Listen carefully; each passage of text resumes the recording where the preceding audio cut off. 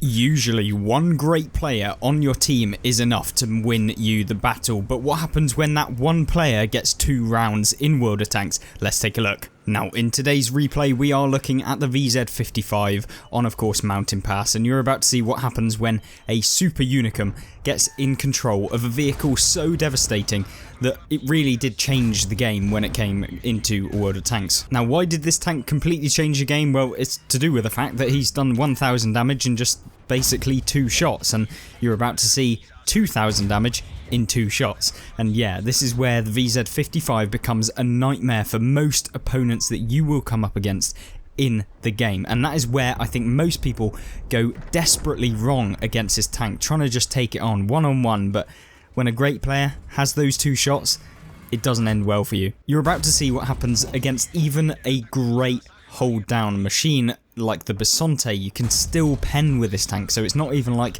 the tank really gets that many negatives. You can see with the premium ammunition of the VZ, 306mm of penetration, 490 alpha per shot, 980 total.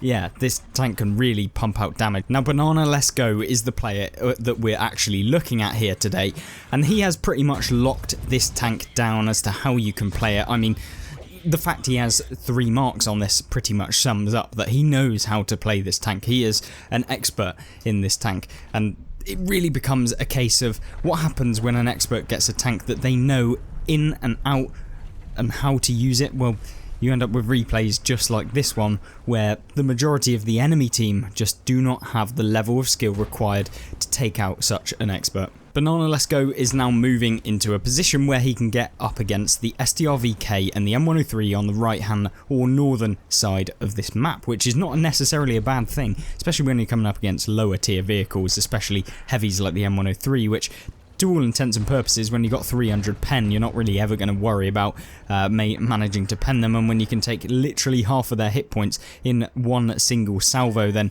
you don't have any problems, to be honest with you. And to be honest, he's not even going to go for the M103. Unfortunately, he bounces that round, which was, I guess, super annoying, and he bounces a second, which is even worse, but that doesn't really matter in this replay. The M103 and the STRV would have to like fully come down, and at that point it would be completely not worth it for their hit points. Now reloading, is he going to make the same mistake? Well, we hope not, and I'm assuming that he won't.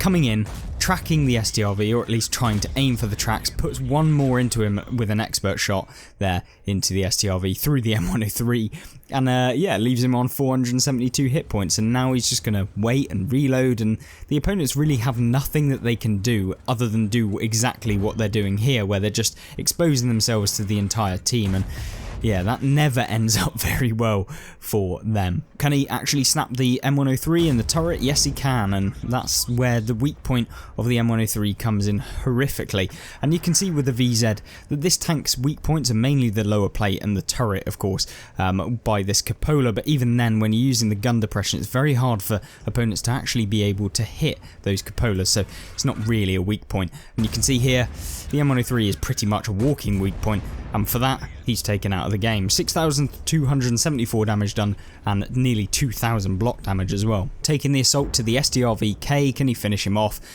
Yes, he does, of course he does. And now there's just one horrific tank to come up against, and that's the artillery. Let's see if he can find him.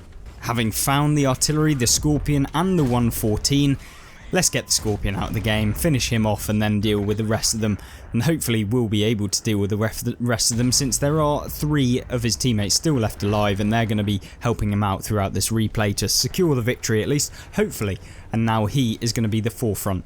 Having moved forward, there are now 2 tanks spotted. We've got the Bisonte, who's decided he's going to crop up, and probably for the worst for him, to be honest. And then the 114 SPZ, which is of course a very annoying tank to come up against, since it does have that high alpha, but not too annoying to the point where you can't pen it for 1,000 damage. This is where the VZ55 is an absolute Goliath, a monstrosity on World of Tanks.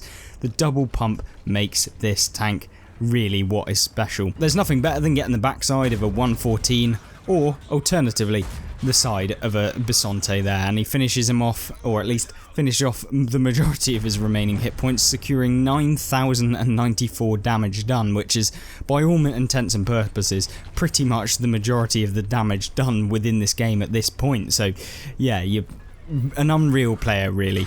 And to quote this, the Bisonte, the Leopard 1 and the 114 are now having to deal with him, and unfortunately for all of the teammates, Banana has a T95 behind him, so although they may have to come all the way over, they'll get taken out for it, and that's exactly what happens to the 114 there. Lovely work from the T95, lovely support, really does help out Banana here. And now the Leopard's in a terrible position.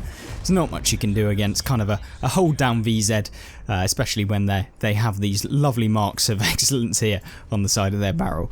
And now an E100 gets crops up out of nowhere. He of course has the horrible 750 Alpha that he can dish out to you if he manages to pen, but unfortunately he doesn't manage to pen the right tank, or at least the tank he probably should have been firing at, and luckily for Banana here, he fires the round straight into the tank that he really should do, the T95.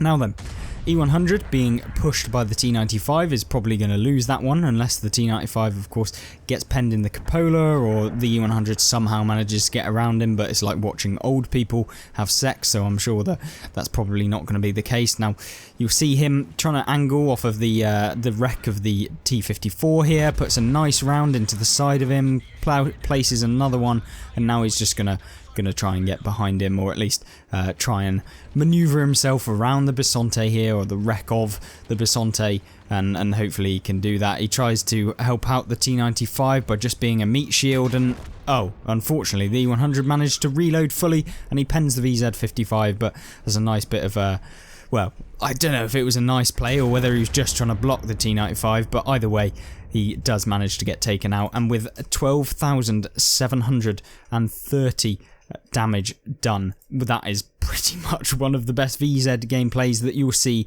out at the moment on World of Tanks. So yeah, thank you very much Banana for showcasing what this tank can do in a scenario where he just pumps out damage left, right and centre against tanks that just cannot deal with a VZ. So if you enjoyed this replay and you want to see more from this channel, then make sure to subscribe, and also check out these two amazing replays, one after the other if you want. But yeah, really great replays. Watch those and I'll see you there. Goodbye.